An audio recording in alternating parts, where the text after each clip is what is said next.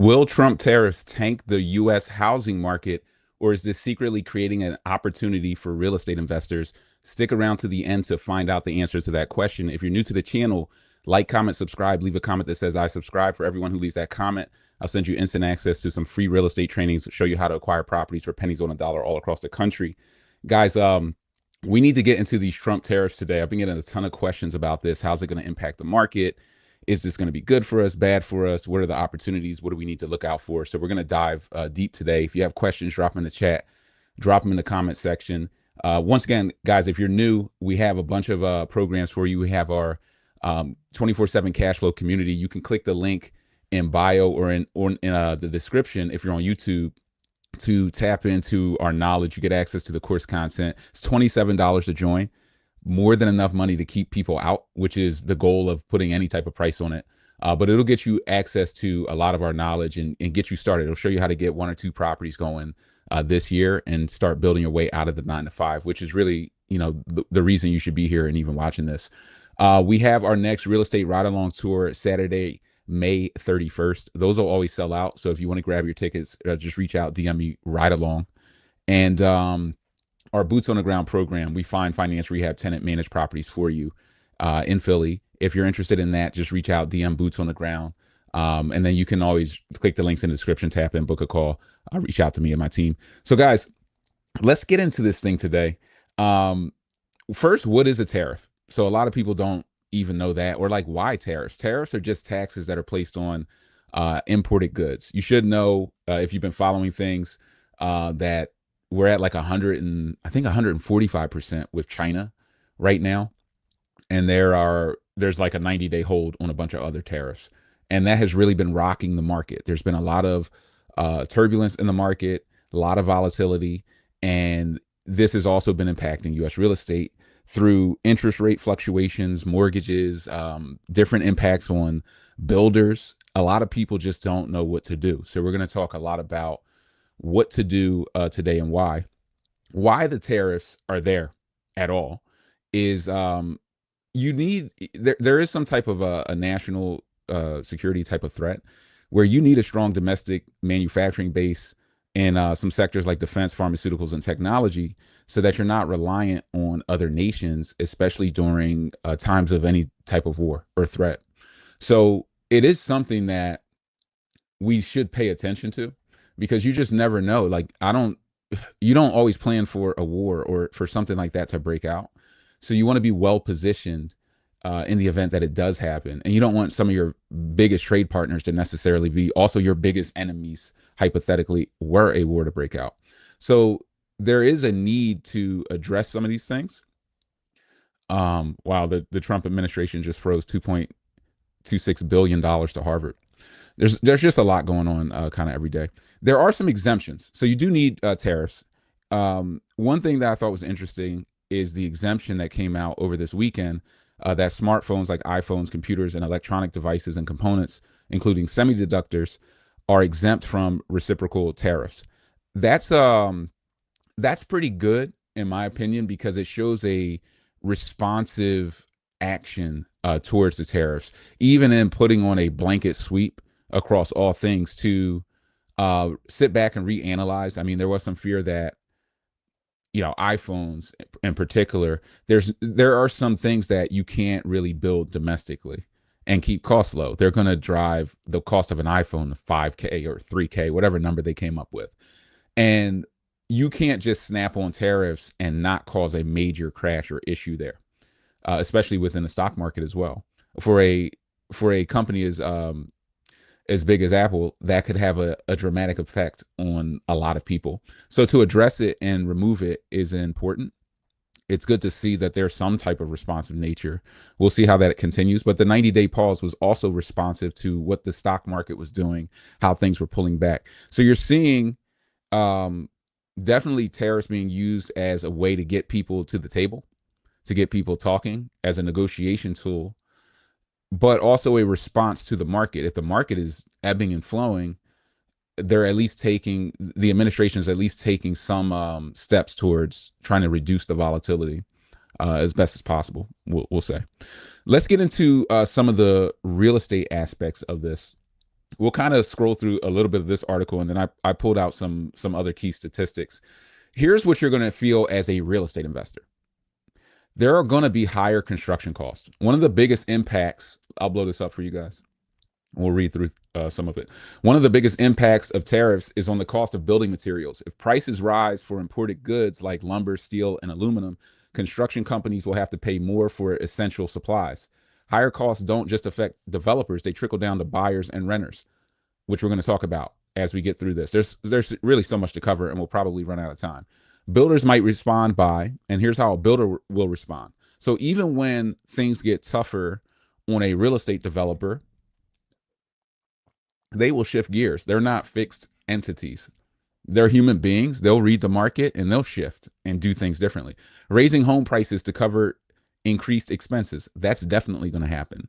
Construction bids are going to increase. Contractors are more afraid than the damn developers because a lot of contractors are building houses on bids. We've talked a lot about building houses on bids. One other benefit of building houses on a bid versus building even directly for yourself, where you're managing your subcontractors and you're the GC, is the material fluctuation risk.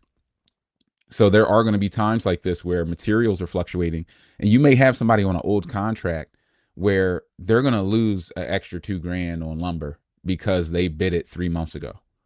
There's going to be those situations where that plays in your favor, but overall, the contractors will adjust on new deals, drive up bids, and then the sellers, the developers, are going to drive up their sales price. And you're already seeing that in many markets right now, the top markets. And this, anybody who makes a sweeping statement right now about the entire real estate market is probably wrong, because it's still local. Never forget that. It's still local. You're still looking for hot markets. You want to be in the Zillow top 10, especially depending on what you're looking for. If you're looking for cash flow, you don't want to be in California, right? That wouldn't make any sense right now. Delaying or canceling projects to avoid financial losses. So you're also seeing developers pause their projects. This can do things like increase rents. So this is going to be one of the key drivers for real estate investors that are like us at the 24/7 Cash Flow University, the people who buy and hold for affordable housing. Because as tariffs increase pricing, you're going to see a lot of larger commercial projects pause, or they're going to experience large supply chain delays because of the trade wars. And it's going to slow down their speed to the market with their housing, with their multifamily housing. It's going to reduce the supply and availability of affordable housing in the middle of an affordable housing crisis. So for those who are out buying rental properties and that you can reposition for Section 8, veteran housing, co-living, which we'll talk about as well, you're going to be primed to take advantage of the ultimate impact of these tariffs because of some of these macroeconomic metrics. So you're actually well positioned as a buy and hold, cash flow, affordable housing type of investor. Using lower quality materials to keep budgets in check. You're going to see a lot of corner cuts on your new builds. I would be more skeptical of the new builds where people are out just building like single family and selling them in rural areas. The building quality is going to decrease. So that's what you're going to see. You're going to see slower home building. This is another thing. And guys, if you're getting value, like, comment, subscribe, leave a comment that says I subscribe, share the content with someone who you want to get value. You're going to see slower home building. We talked about that, but this is going to, the effects of slowed home building conclude in fewer affordable housing options, especially in growing cities. So think about your sister cities, the cities that are next to the big cities. They're going to be growing because as things get more expensive, people are going to choose the alternative, the cheaper city that's close by, wherever that is, right? So you choose your sister city, and because that's going to be a growing city, as long as it's next to another, bigger growing city, you're going to have fewer affordable housing options there because your build is going to slow. You're not going to be able to meet affordable demand. So those are key markets to target. Markets like Philadelphia, markets like Baltimore, sister cities. Philly is a sister city to New York. Baltimore is a sister city to DC. So that's where you want to be thinking right now. A longer wait for new construction homes. We already talked about that. Increased pressure on home buyers to act quickly in competitive markets. So less deals to go around, hypothetically, because there are some other market metrics that may also increase the supply of housing simultaneously. So you will get increased rental prices as well. A slowdown in home construction typically leads to more demand for rentals. If fewer new homes are available, more people will be forced to rent. Not enough homes to buy, giving landlords more leverage to raise prices. That's especially true in cities where rental markets are already tight. These will also be your top 10 cash flow cities. They're already tight. Higher monthly rents, increased demand means landlords can charge more. Because there's less affordable housing, you can charge more for it.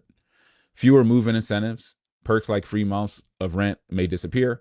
More competition, expect more applicants per available unit. This trend could be particularly tough on lower income renters. So the people who need affordable housing the most. If wages don't keep up with rising rent prices, affordability could become an even bigger issue. Renters may need to consider alternative solutions like co-living. That's interesting. They're even calling it out. May need to consider alternative solutions like co-living arrangements or moving to less expensive areas, which would be sister cities. And then looking for affordable housing, Section 8 housing, and then co-living in particular. This is where you take a single family house and you break it down into sub master suites, bedroom, and the only way to access it is the bathroom is through the bedroom, creating multiple master suites and then renting them out individually under a fixed rent. Co-living. This gives people another alternative where they can live in a good property for like $800 to $1,000 a month flat, in kind of like a studio apartment with a shared kitchen. So getting into co-living as well. If you've been building, some of you in the Boots on the Ground program have been building your way into co-living. This is a smart strategy long term. As markets become less affordable, as supply shocks hit, which they keep hitting, things keep happening. And as they happen, they create more inflation, which we'll talk about a little bit. And it will drive up prices. It will drive up your rents. And it's creating supply shocks. Even COVID created supply shocks. So all of these things that are shocking all of our markets or closing businesses, they start creating supply shocks. We're seeing how how limited our supplies really are. If we had a 1 month delay, it can cause, because of the supply chains, it could cause a 4 month, backlog. It gets crazy. They're like, yo, we'll get you that electric meter in 8 months. And you're like, what? So a lot of things can happen and you need to adjust. You may need to buy properties that are in substantially better condition and pay more for them and bet on the future value of them and understand the cash flow capability of them. But to avoid properties that require even full gut renovation, depending on the market. I'm not saying that we're there now, because the number that we're seeing right now is actually 10,000. There's this $10,000 number that I keep seeing out there that's saying that prices are going to increase or have increased from a result of these tariffs, because we get a lot from China, and we'll talk about what we get from China. But because of those issues, we're just going to keep seeing prices going up. We're going to keep seeing a lot of different things happening in this market. Let's get into this foreign impact, and then I want to get into some of the things that we get from China, so you guys can see the materials, what they cost, and how they can be impacted in a trade war. One thing about China is Chinese investors have been major players in U.S. real estate, purchasing billions in commercial and residential properties. If trade relations sour, which I'd say they're relatively sour right now, they're not super sour, but they're getting there. If trade relations sour, those investors may look elsewhere. That could lead to decreased property values in major cities where foreign buyers drive up demand. Think California. Think San Francisco. Think the West Coast. A lot of the West Coast markets are propped up by Chinese investors. statistically. A lot of them, the West and the Midwest, really propped up, and definitely California and San Francisco, two hot spots. Good real estate, but there's been a lot of increase in pricing. So if you see people pulling out, and you would have I mean, let's say tensions tighten even further, right? And then something gets issued, and it's like we're we're seizing all bank accounts, or we're shutting down the ability to operate, or anything that starts sounding like financial limitation. People are going to start pulling out capital. They'll start fire selling in these types of locations to pull out capital with potentially a herd mentality, potentially.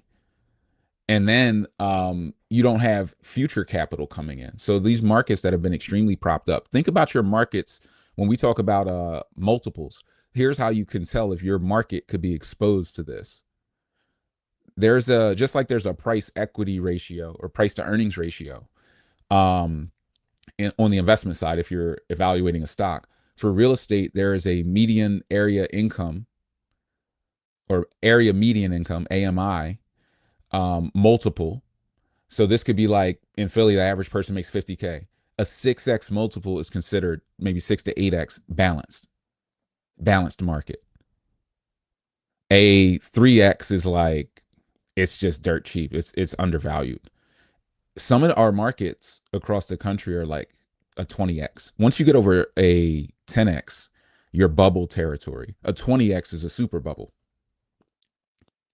So if you're in a super bubble, like California, a single family home on average 1.7 million in many locations. Those are super bubbles, and they can pop with a severe tension with a major contributor, because there's nothing like somebody pouring in money in properties around your property.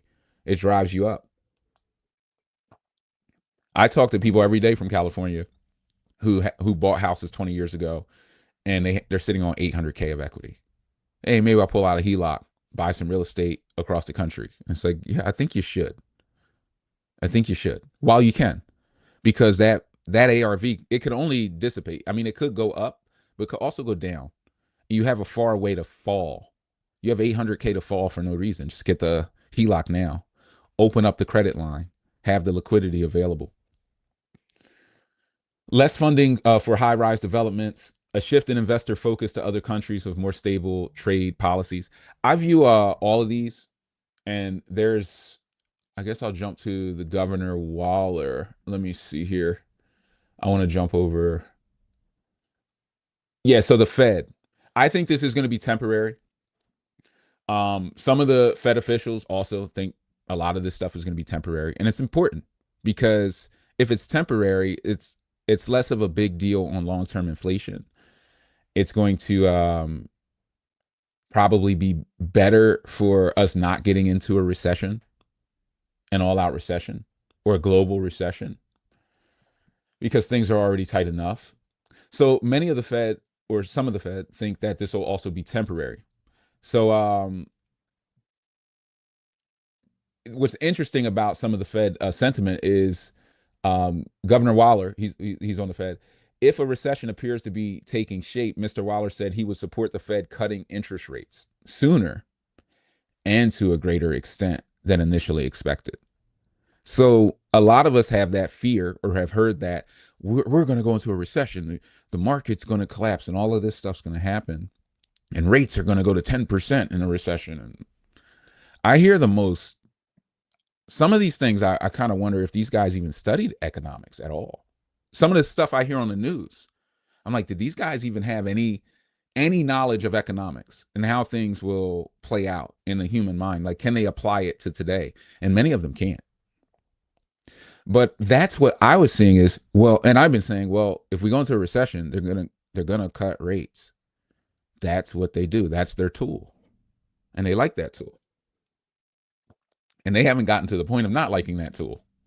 They're not going to get into the recession this time and say, we want a new tool to get out. No, they're likely going to drop rates sooner and to a greater extent. And so is, by the way, the entire planet. All of the other versions of the Fed in other countries or that are overseeing other monetary systems, they're going to cut their rates. They're going to cut their rates. So I would say even a recession would only be positive for people who already have a portfolio and who've already been building and who are already in the game. If you're in the game now and we run into a recession and rates start falling to greater extents than initially expected, that could be very positive for like refinancing, locking in lower rates. This could open up a 2-year window that maybe by some gift of the real estate gods, you receive, a DSCR loan with a 4 in front of it, 4.75. And your property's now cash flowing $1,000 a month, but maybe 10 of them are because you've been building.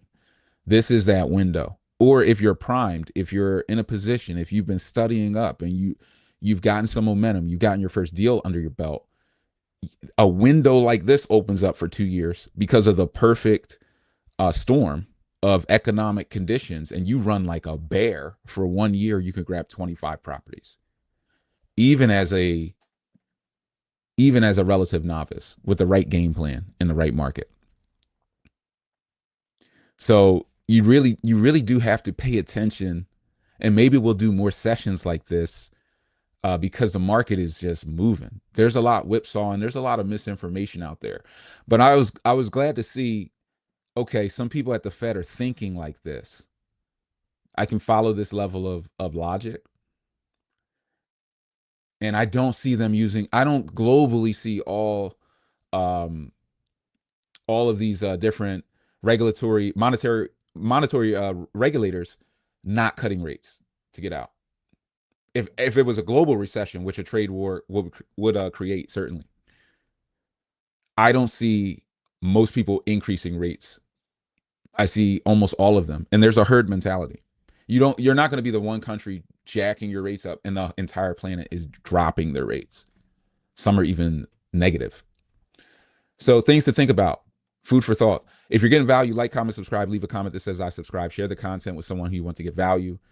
Like I said, we have our 24/7 cash flow community. If you want to join, if you just want to educate yourself, that's really what, to me, real estate is about. If you can educate yourself, you can take advantage of different opportunities and strategies and make more money. If you're interested in that, click the links in the description, click the link in the bio. Tap in is $27 to join. It's an over delivery of value. Not one person has signed up and said, wow. Actually, most people are signing up and they're like, I'm getting texts, I'm getting emails. They're like, I didn't expect this much value. I actually thought you were going to hold back. And it's like, no, you got beat over the head. You got what you've been asking for. It's now getting the game. So a lot of people are actually shocked by the amount of value there. We have the real estate ride along tour. If you want to spend the day with me in Philly touring properties, learning how to build houses, how to navigate today's market, you can join me Saturday, May 31st in Philly. Spend a whole day with me. We grab lunch. We probably see about 15 properties. We'll see the before and afters. We'll see properties in different phases of full gut rehab. So that'll be a lot of fun. And then if you're interested in the boots on the ground program, if you need us to just build for you, like if you're in California and you need us to help you to get out of state, just reach out, DM me, boots on the ground. We only have, I think, one spot open right now. So you got to move. The early bird gets the worm. Let me see if there's anything else that we wanted to cover. I think we covered most of this. Material costs. We did want to get into some of the materials and where they're coming from so that you guys can keep an eye on it, because right now the big focus is China, right? Because of this 90 day. But 90 days is a long time, and realistically, the president could wake up and just be like, forget the 90 days, we're back. You just don't know. You really don't know in this market. You can't project more than 24 hours. Raw materials will likely become more expensive under Trump's tariffs, especially if the tariffs he has proposed are implemented. Let me blow this up for you guys. Some of you can read on. The White House has been particularly interested in lumber as it studies which imports come into the U.S. relies on lumber imports to meet about 30. The U.S. relies on lumber imports to meet about 30% of its domestic demand. The National Association of Home Builders said lumber is currently exempt from tariffs, but that could change according to a new report from the Commerce Department. Canada is one of the major suppliers of lumber to the U.S., with about 80% of U.S. softwood lumber imports being sourced from the country. We're getting 80% of the lumber from Canada, bro. That's crazy. Um, and lumber isn't the only material under threat. Tariffs on Mexico products could also raise prices on stone tiles. Meanwhile, granite and marble costs could rise due to tariffs in Europe. Trump has also floated industry-specific tariffs on copper. This was and aluminum and steel. So this impacts, your mechanic lines. When you go to get your house wired, well, there's copper, there's there's different materials there. So your electric roughing went up $1,000. Certain things start happening on your deals. So these things will have different impacts, and they can have impacts on anybody who's building from the ground up, or even people who are just home renovators, which we mostly are here. Let me see if we wanted to add anything else, and then I'll get into some of the questions you guys have. Somebody just signed up. 10,000 is the magic number. Yeah, guys, if you have any questions, drop in the chat, drop them in the comment section. I wanted to touch on one more thing, I believe. Actually, we may have hit it all. Home buyer demand. So there was a tariff impact on home buyer demand. So I think in many ways, and I guess that's right here. According to data released Wednesday by the Mortgage Bankers Association, mortgage applications last week jumped 20% from the prior week and reached the highest level since September of 2024. At the start of this week, though, mortgage rates begin to climb on Monday and Tuesday as uncertainty continues to rock the economy on multiple sides. I think this is interesting that mortgage apps are going up, and I think a lot of home buyers are seeing. You'll hear a lot on the news, and people are saying, "Oh, well, the home buyers are getting squeamish, or they're getting scared, or they're not sure if they should buy now." No, they're sure. That's why the demand went up 20%. They're sure that inflation is happening. There's one thing for sure: tariff equals inflation, equals cost of goods and services are more expensive. When that happens, it gets passed on to the consumer. In the housing market, when the cost to build things gets more expensive, all existing housing prices become of greater value, right? Wouldn't that logically make sense? If it becomes more expensive to build new versus buy existing structure, then the value can go up on existing. Existing structures are always faster as well to turn around than a new build. And with a new build, because of the long build time, you're super exposed. So a lot of buyers are looking at this and they're saying, well, prices are going to go up, and they're going up. Inflation's going up. So buying now is the smarter move. Buy today's price. They call it buy the price, date the rate. Date the rate, because the rates are likely to go down. At some point, we will drive into a recession, and they will dial down rates. Just look at historically how many recessions. You can go Google how many recessions we've been in and how many times have they dialed down rates to get out of it. I I'll guarantee you the probability is that they're going to dial down rates, regardless of economic conditions, moods, and sentiments. Just historical data. So rates go down, but also know, every buyer knows, if rates go down, prices go up, because it's cheaper to buy more expensive things. The monthly payment per $100,000 decreases. So those houses can get bought up, because the difference in cost is like, oh, well, if I buy it for 1.8 million, I pay 13K. If I buy it for 1.7 million, I pay 12.5, or they're just like, whatever. Who cares? Go grab the quadplex. Let's make some money. So you're going to see buyer demand uptick, during a time as well where supply is going to likely decrease. I would argue supply has to decrease from what I've been seeing. Just from just from supply chain delays alone and fear from developers of cost fluctuations, you're going to have more delayed projects on new construction, less projects to the finish line, projects that were going to start aren't going to start. They're going to be like, yo, we're going to push this thing back a year and we'll come back to the table. I want to see where this thing balances out first because it could determine how they build or what they need to build to be profitable. So there's so many things to consider. The reason we like kind of the 24/7 cash flow framework, what we do is you can typically get in and out of a deal in about 4 months, at least on construction time. You can get in and out usually in around 10, somewhere between 10 to 14 weeks, 10 to 12, 10 to 14 weeks, depending on the size of and scope of the deal. So your exposure to that market friction is not high. Usually markets are appreciating and just doing better. We just had one of our boots on the ground members, they got a deal. We went into the deal with a 195K ARV. The property appraised for 215,000 on the refinance, extra 20K to the upside. A lot of that stuff happens in this game. Nobody really talks about it a lot. They'll only talk about the reverse of that. If the appraisal will come in low, but a lot of appraisals come in high. You make more money, rates go down. A lot of things will allow you to kind of get into this game and stay in this game long term. But you got to get started. It's all about getting started, getting a couple deals under your belt, and then navigating the market.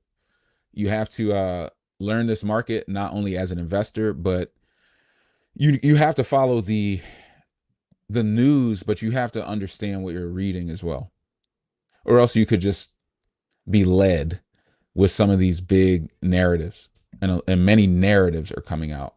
But the real investors I'm seeing, and I like a lot of talking heads and stuff too. Like I watch stuff just like you guys. I'll self-educate, I'll watch different people, I'll argue with them as I'm watching them on YouTube. Like this guy doesn't know what he's talking about. But they're thinking similarly to me that this is creating a lot of opportunities for investors. I think co-living might be a sleeper. But that's like if it gets ugly. If we really get into a recession, a global recession, co-living's going to go crazy. Crazy.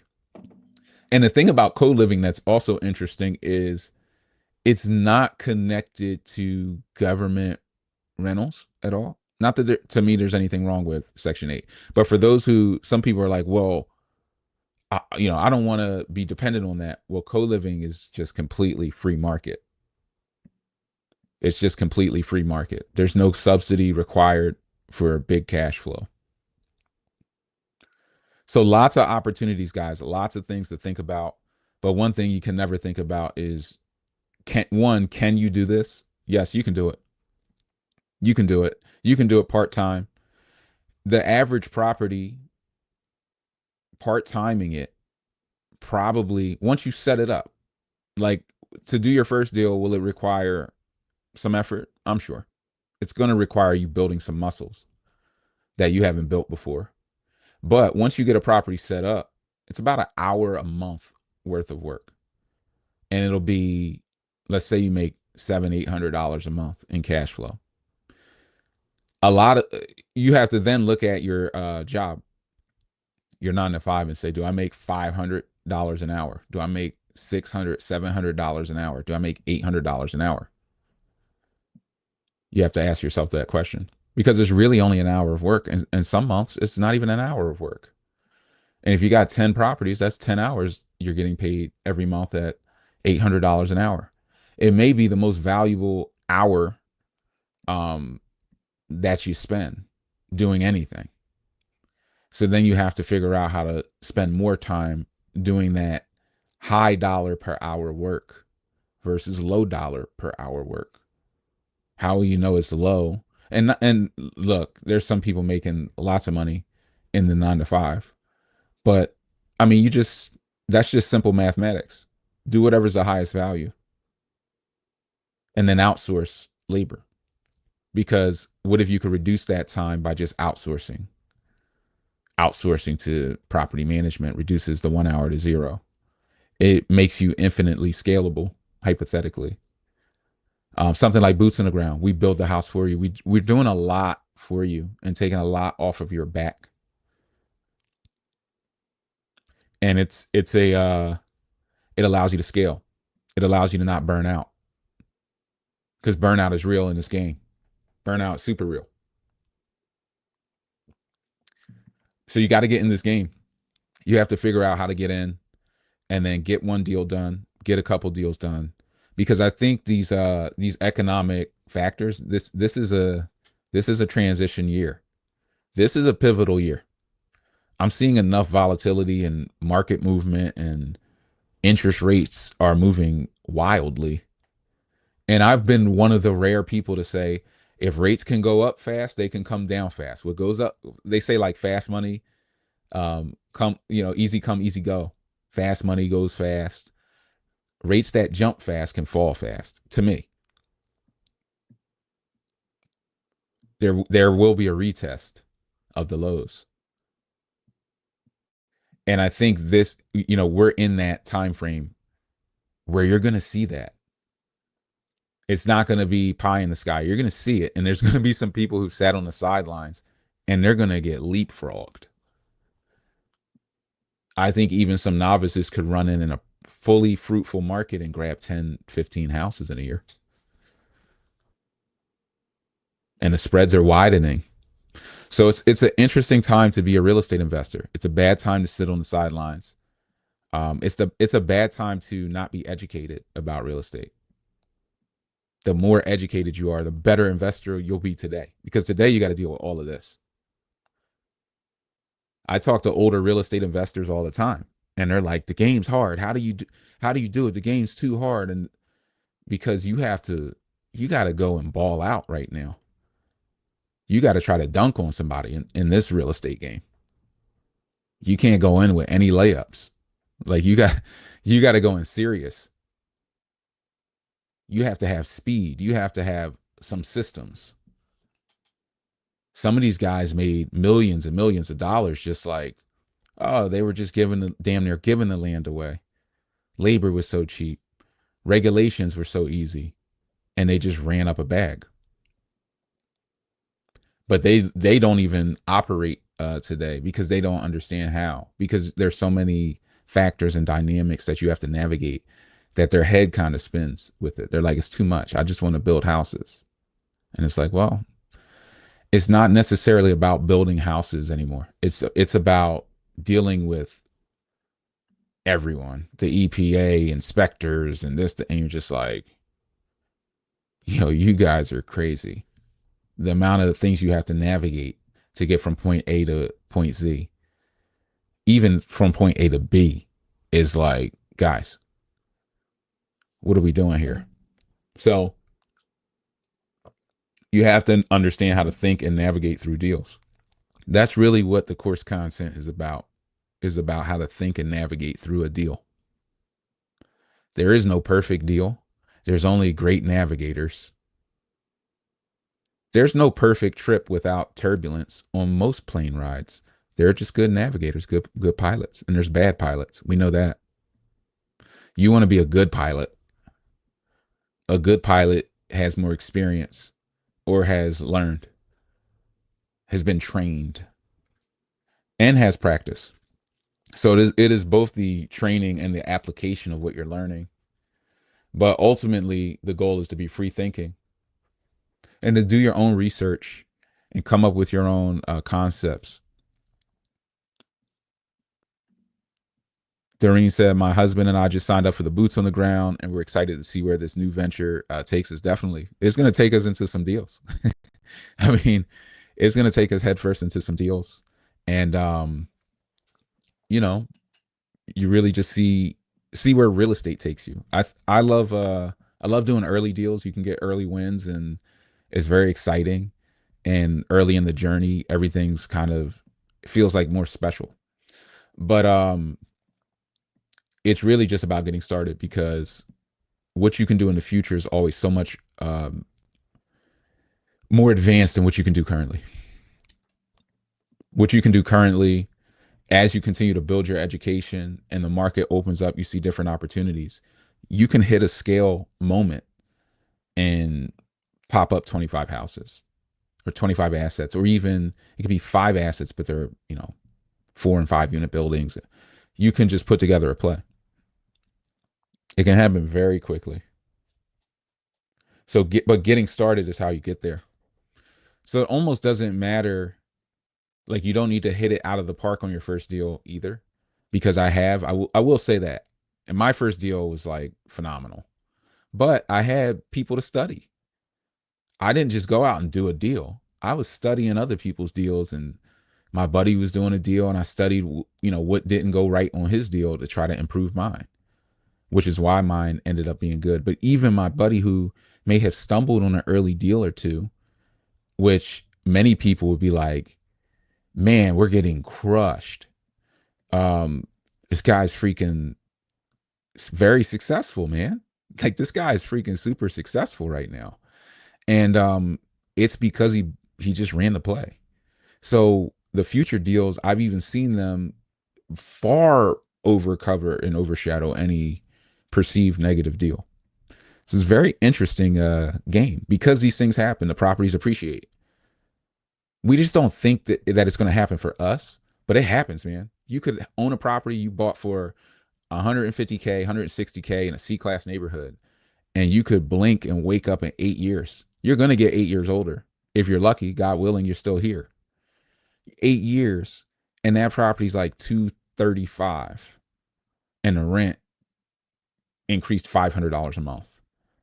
And you're like, damn, I didn't know that. If you knew, you would have bought 10 of them. You would have bought more of them. It's all a matter of perspective. I've seen it though. I've not only seen it through myself or my own deals, but I've seen it through many other people's deals. Like many, many, many. So there's no doubt that anybody can do it, in my opinion. It's just those who choose to apply the energy and the time and attention to it, or you just reach out and get tapped in. Um, Doreen and her husband have tapped in. Um, Sarah says, can't recommend Brian enough. My husband's been working with him, boots on the ground, since November, and he's on to his third deal already. So yeah, definitely been busy trying to work on number four. Um, yeah, I mean, just getting multiple deals, getting rental income, get them stabilized, push them, through the end zone, like football. You just got to get them across the goal line, get the tenant secured, start cash flowing, hang on to it.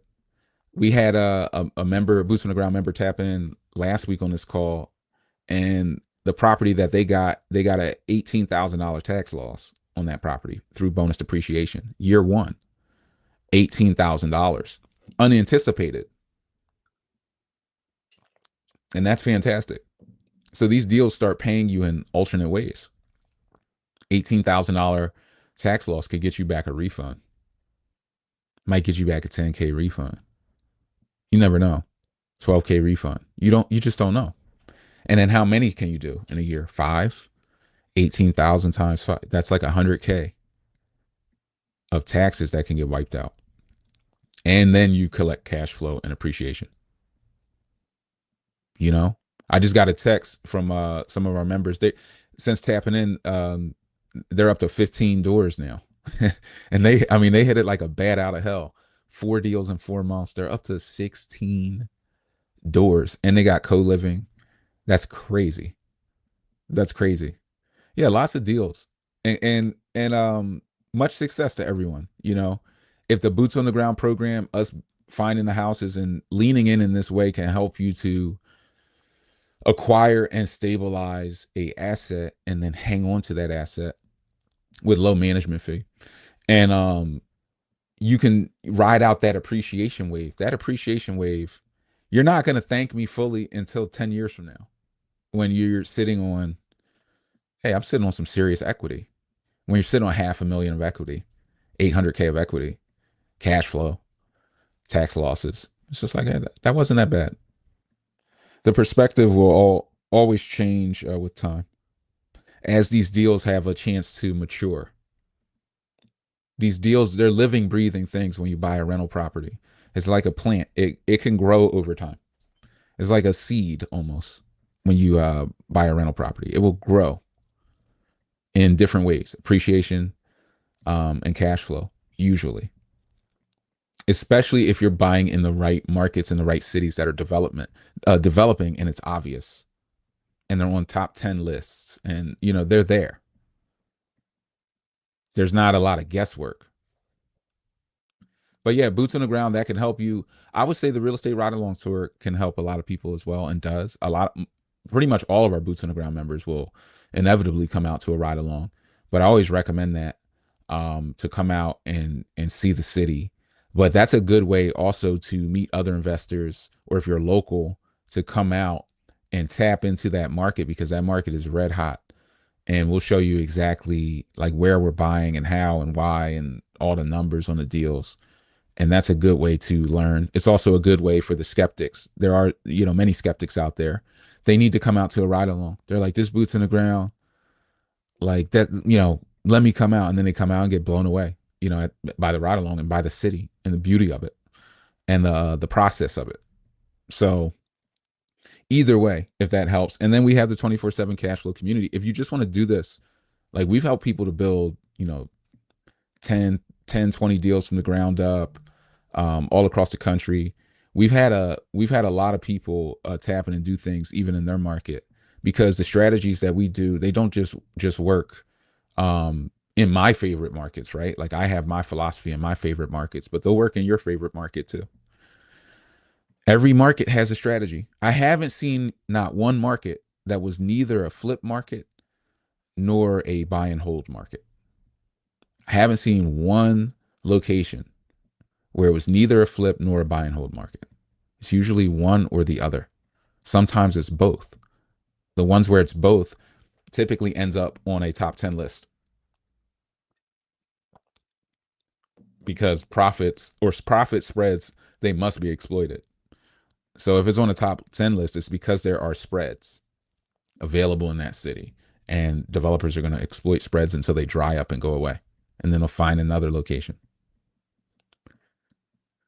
So if you want to learn kind of how to dig into your market at a top level, get off market deals, go to auctions, whatever it is, you can always just tap in. Click the link in the description, click the link in bio, tap into the 24/7 cash flow community. It's $27 to join.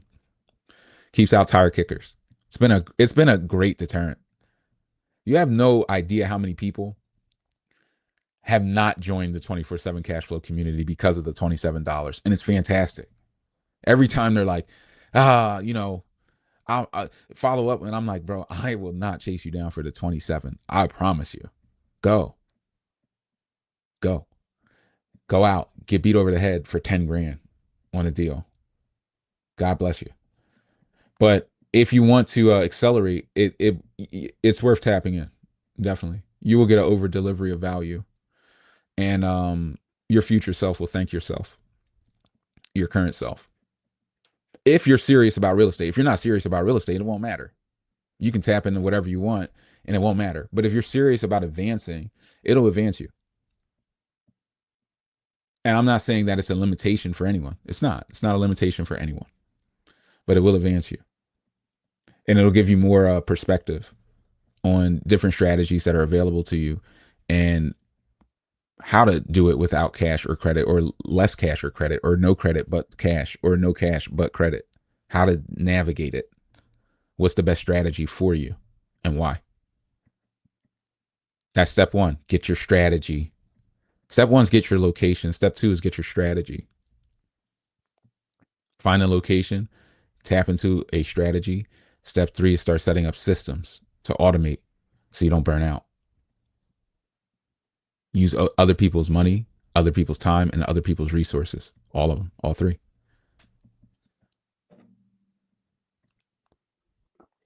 But we'll be talking about that on our next webinar, which will be soon.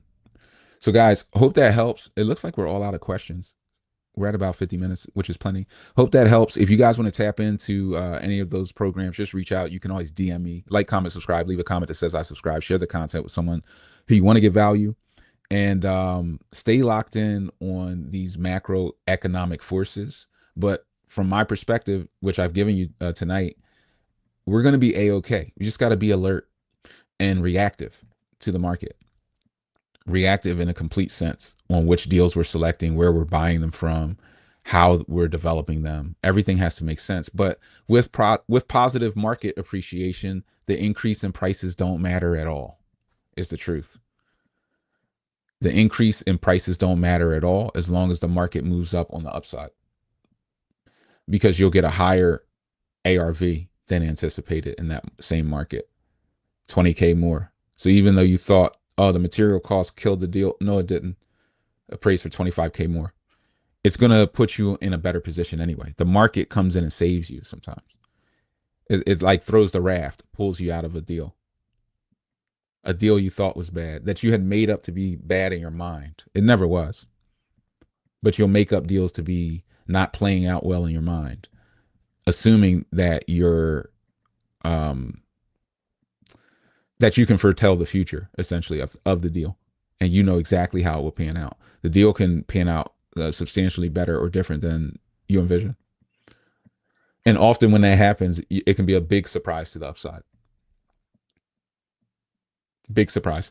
But hope that helps, guys. If you need anything, reach out. We'll be talking to my inner circle and community members. We'll be meeting Wednesday night on Zoom as usual.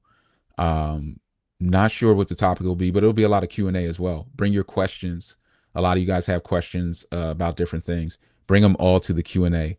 Show up. I'll have a different topic probably, because things are moving so fast. I want to keep us at least read up on certain areas of this market. But tap into that. That's Wednesday night, 9 p.m. Eastern time on Zoom. You'll get the link if you're in the community and if you're a part of the program. Appreciate you guys. See you guys on the next one.